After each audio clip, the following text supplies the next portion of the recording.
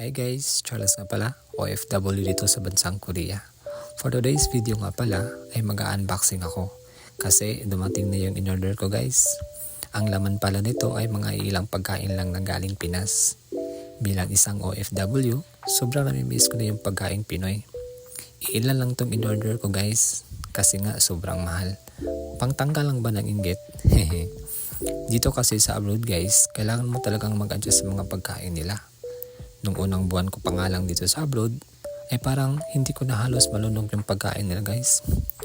Hanggang ngayon pa din naman ay nag-a-adjust pa din ako. Kaya sa mga taong gusto mag-abroad dyan, dapat pag-isipan nyo muna. Ang dami mong dapat na i-consider guys. Una, pagkain nila. Pangalawa, yung kultura. Pangatlo, yung lingwahe nila. At pang-apat, dapat malakas yung loob mo guys. Lalo pat aatakihin ka ng homesick. At marami pang iba. Share ko lang guys, nung unang linggo ko dito sa Korea. Grabe yung naging karanasan ko. Isang linggo talaga akong walang tulog.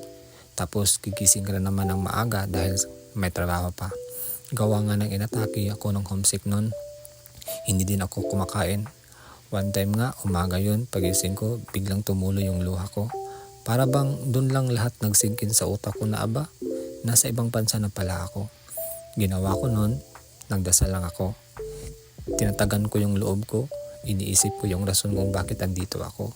Iniisip ko yung pamilya ko na para mabigyan ko sila ng magandang buhay. At para din mapagtapos ko ng pag-aaral yung mga kapatid ko. Kaya sa mga taong nagbabalak siya na mag-abroad, dyan pa lang sa Pinas guys, pag-isipan niya ng mabuti. Magdasal lang tayo palagi guys, naigad tayo ng Panginoon sa lahat ng mga plano natin sa buhay. Marami man tayong mga reklamo sa ating buhay guys, mas marami pa din yung dapat nating may pagpasalamat. Yan lang po, God bless sa ating lahat.